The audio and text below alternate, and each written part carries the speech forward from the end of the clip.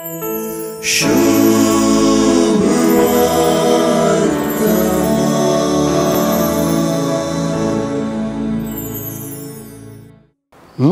आयचे सुवार्तेंत एके ल्हानशे ओपारी मुखांतर जेजू आपलो पाटलाव करचे विशीं भोव गरजेची शिकवण दिता। धनिया आनी चाकरा संबंधांत ही शिकवण लुकाच्या जेजून विवरिल्या।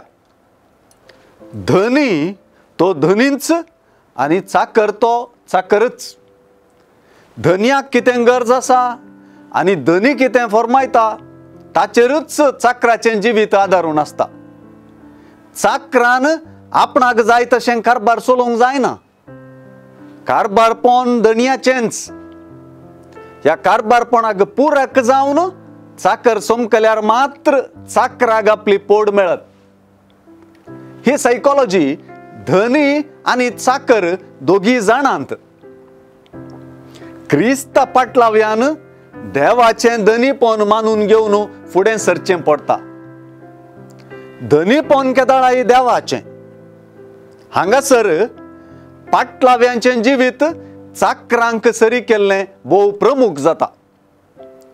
सारकें पळयल्यार जेजूस आपलें चाकरपण जियेलो। आपल्या बापान आपणाक कित्याक धाडला वा अभिषेक केला म्हणलें तो स्पश्ट जाणा आसलो। देखूनच बापान फरमायलेलें जेजू जारी करूंक पावता।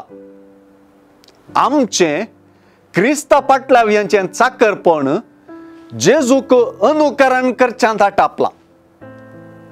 जेजू सारको चाकर आपल्या कामांत आनी वावरांत निरंतर मग्न आसून धन्य देवाची सेवा करता।